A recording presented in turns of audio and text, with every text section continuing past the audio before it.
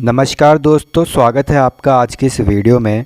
और आज का हमारा टॉपिक है ई गवर्नेंस यानी इलेक्ट्रॉनिक गवर्नेंस, यानी सभी सरकारी सेवाओं को हर जनमानस तक पहुंचाना, वो भी टेक्नोलॉजी का यूज़ करके।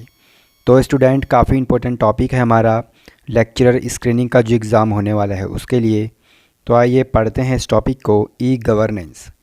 ई गवर्नेंस का अर्थ है किसी देश के नागरिकों को सरकारी सूचनाएं एवं सेवाएं प्रदान करने के लिए संचार एवं सूचना प्रौद्योगिकी का समन्वित प्रयोग करना। इसकी बात की जाए तो ई गवर्नेंस में ई का अर्थ है इलेक्ट्रॉनिक, यानी पूरा फुल फॉर्म हुआ इलेक्ट्रॉनिक गवर्नेंस। यूरोपीय परिषद ने ई शासन को निम्न प्रकार से परिभाषित किया है। सार्वजनिक कार्रवाई के 3 क्षेत्रों में इलेक्ट्रॉनिक प्रौद्योगिकियों का उपयोग। तो इसकी क्या क्या परिभाषाएं हैं? सार्वजनिक अधिकारियों और नागरिक समाज के बीच संबंध, लोकतांत्रिक प्रक्रिया के सभी चरणों में सार्वजनिक प्राधिकरणों का कामकाज, यानी इलेक्ट्रॉनिक लोकतंत्र के रूप में यह कार्य करता है। सार्वजनिक सेवाओं, इलेक्ट्रॉनिक्स सार्वजनिक सेवाओं का प्रावधान इसके अंतर्गत किया गया है। बात करें ई गवर्नेंस के उदय के कारण का, तो शासन का जटिल होना, क्योंकि आपको पता ही है कि शासन के जो रूल्स हैं वो बहुत ज़्यादा जटिल हैं। यहाँ पे काम आसानी से नहीं हो पाते हैं, जिसकी वजह से ई गवर्नेंस से हमको सुविधा मिलती है अपने काम को टाइम से करने के लिए। सरकार से नागरिकों की अपेक्षाओं में वृद्धि। आजकल सभी वर्क हमें ऑनलाइन या फिर इंटरनेट की सहायता से करने पड़ते हैं, जिसमें कि सरकार एवं नागरिकों की अपेक्षाओं में वृद्धि होना लाजमी है। इसके बाद हम पढ़ते हैं ई गवर्नेंस की विभिन्न धारणाएं।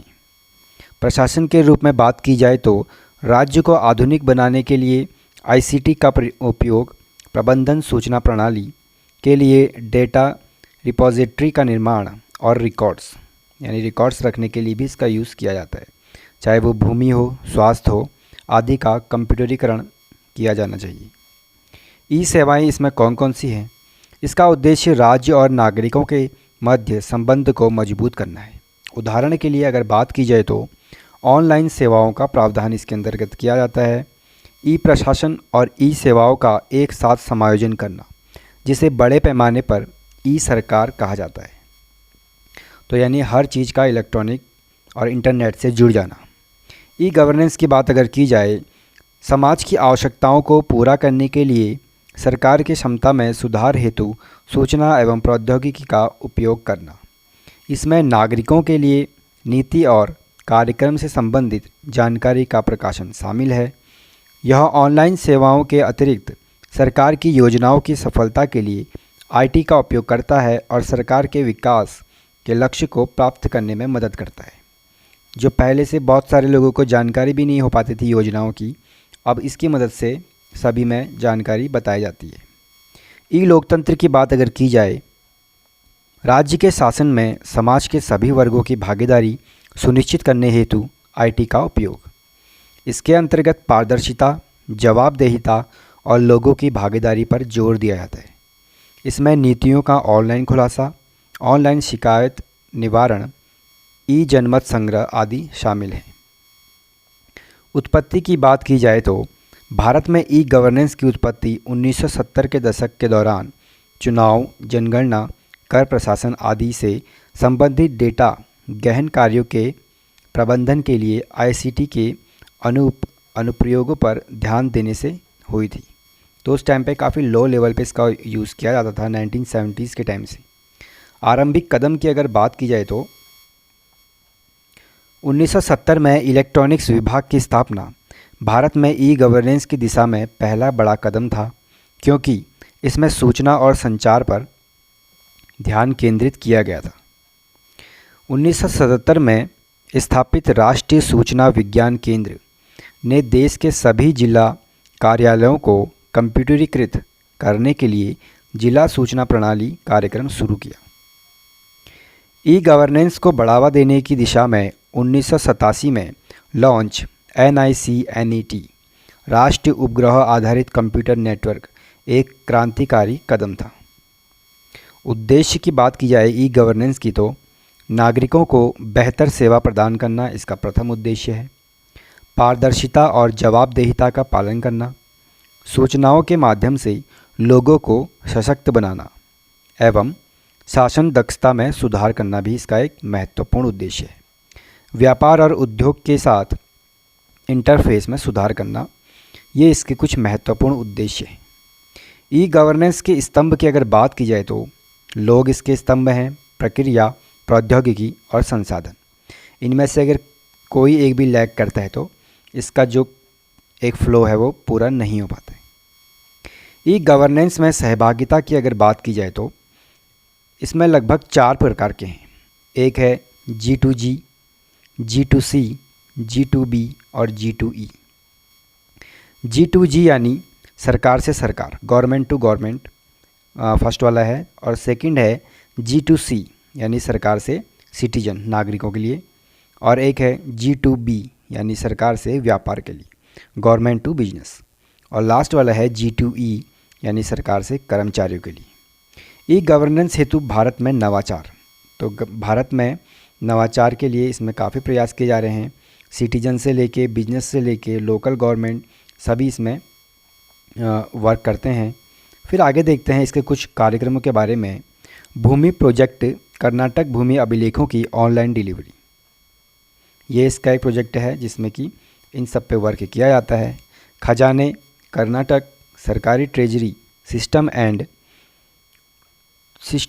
टू एंड ऑटोमेशन, जिसमें भी कर्नाटक राज्य की सरकार से सरकार यानी G2G, ये ई शासन की एक पहल है। थर्ड इसका देखते हैं ई सेवा, जो कि शुरू किया था आंध्र प्रदेश ने। इसे सरकार से नागरिक और ई बिजनेस से नागरिक सेवाएं प्रदान करने के लिए बनाया गया था। अन्य कार्यक्रमों की बात की जाए तो ई कोर्ट, इस परियोजना को न्याय विभाग, विधि और न्याय मंत्रालय द्वारा शुरू किया गया था। तो आपको बस इतना याद करना है कि इसको किस किस मंत्रालय या किस राज्य ने शुरू किया था। तो ई सेवा की बात की जाए तो आंध्र प्रदेश ने, और ई कोर्ट की बात की जाए तो ये इलेक्ट्रॉनिक कोर्ट के रूप में एक तरह से वर्क करता है। उसके बाद आता है ई जिला, इसे सूचना प्रौद्योगिकी विभाग द्वारा शुरू किया गया था। फिर नेक्स्ट पे आते हैं MCA21, इसे कॉरपोरेट मामलों के मंत्रालय द्वारा शुरू किया गया था। इस परियोजना का उद्देश्य कंपनी अधिनियम के तहत पंजीकृत कंपनियों को इलेक्ट्रॉनिक सेवाएं प्रदान करना है।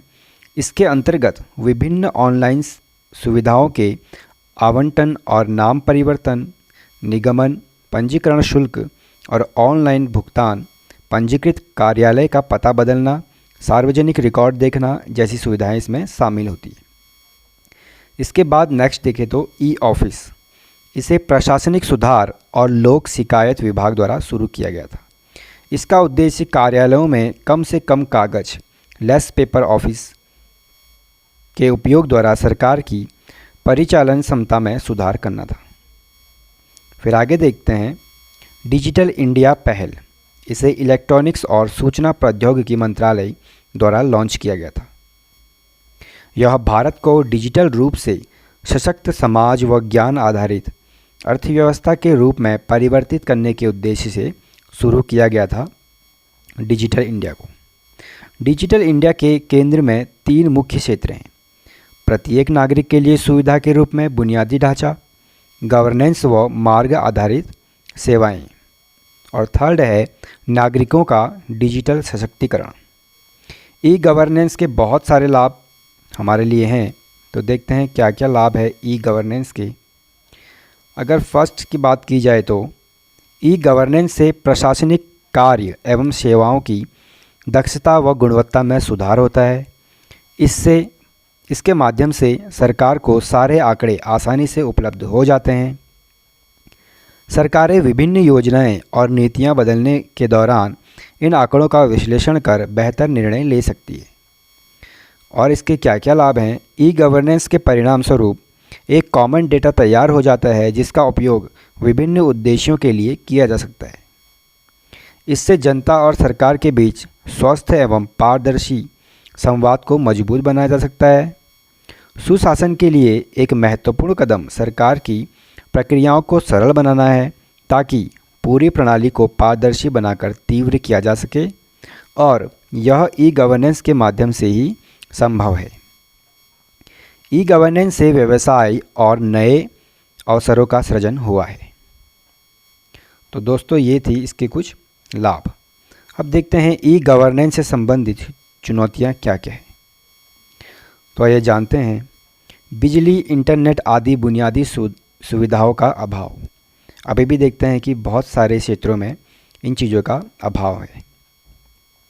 लागत की बात की जाए तो ई गवर्नेंस हेतु किए जाने वाले उपाय महंगे होते हैं और इनके लिए भारी सार्वजनिक व्यय की आवश्यकता होती है।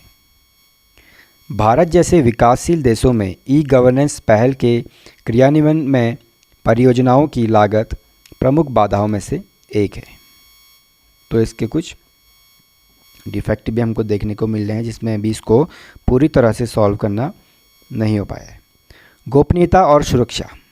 डेटा लीक होने के मामले में ई गवर्नेंस के प्रति लोगों के विश्वास को खतरे में डाला है। तो बहुत बार हम सुनते हैं कि डेटा लीक भी हो जाता है, तो ये भी इसका एक डिफेक्ट है।